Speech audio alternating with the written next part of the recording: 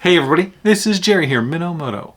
So, 11 months ago, I bought a new seat for the Pan America. 10,000 miles later, what do I think?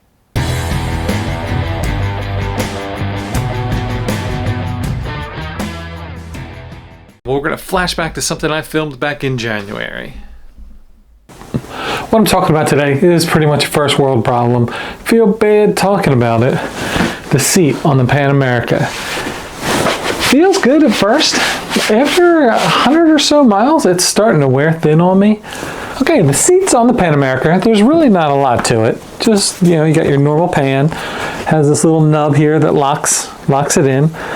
And this hooks the front. Keeps everything nice and tight. This is the back. And the front has this little alignment tool. If you use the factory seat in the lower position, it has a nice spot. It kind of rests on the bike. But in the front, it has these little nubs. What makes these little nubs great is I don't even know if I can see it this far. There's two placement settings on the Pan America. You can set it high or low. It does not look like a lot of space, but it does make a difference. So I did want to retain that. Martin Luther King Day, found a great sale, went and got a seat. Ta-da, my seat. I went with Sargent. Martin Luther King Day, I got a deal. I think it was $650. It was about $400 cheaper than the next seat I was looking at, which was the Corbin. I don't know if I'll regret that, saving that money or not. I have had Corbin seats in the past and have loved them. But I really liked about this seat, it pretty much kept the same exact configuration as the factory, all the way with these little nubs that you could actually put in to adjust the height. Nice stitching or fabric. This isn't even stitching on the top. It just has a very cool texture. This is kind of plain. You do stick really well to it. This is a little bit more slidey. So we'll see how that goes, but it should fit on just like the factory. The back seats, if you look at them, they are shaped a little bit different. In the new seat, again, just that pre-design on there. This is just a plain, I don't even know what finish you call that. The design is different. This seat, when it's locked into place, I'll have a small back stop. I won't call it a rest, where this kind of has this cubed thing working for you. The seat is factory, squared off, kind of smaller on the top. This one is rounded all the way, definitely wider. It fits the same as the factory, locks in, has the same pin, has the same rubber type of base in there to keep the little box watertight that's under there, and it comes with this pretty neat flashlight.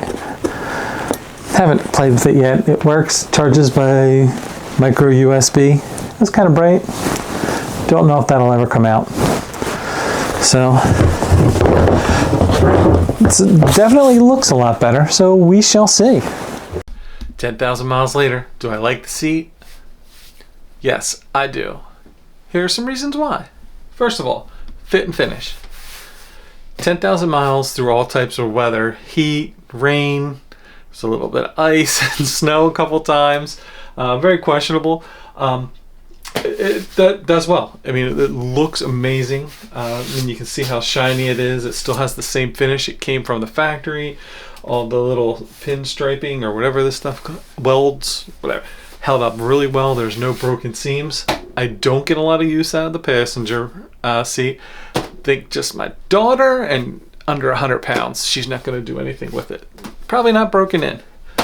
The rider seat is definitely broken in. I always ride with it in the high position. That was one of the things that attracted me to the seat, was that you did have that kind of options, where some of the other brands didn't have those options. You hear that noise? That was just my tripod breaking. Here it is. Guess it's too cold out in the workshop for it. So it's good. As far as comfort, I thought it would have lasted a little bit longer as far as mileage wise.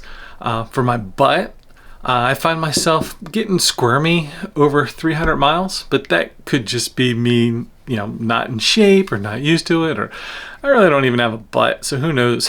But it was a great investment. I got it on a MLK sale. I think I got it for like $650. It was a lot better than the factory seat. The only time I thought I wasn't happy was when it was hot out and I just couldn't get comfortable, but that probably wasn't the seat's issue. Sargent did a great job, great price. Would I recommend it? It works for me. Would I spend money on a new seat? Well, I was looking to send my factory seat out to one of those upholstery companies, or I don't know what they are, that actually can add memory foam or maybe gel for a fraction of what a new seat would cost. I think if you got all the bells and whistles minus the heat, it was still like $450. And probably if I would have saw that before buying this seat, I would have tried it. But that is all I got. My butt is comfortable, killing the miles. Hope I'll see you guys out on the road next year.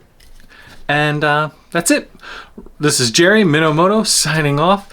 Thanks for watching. Have fun out there and be kind to each other.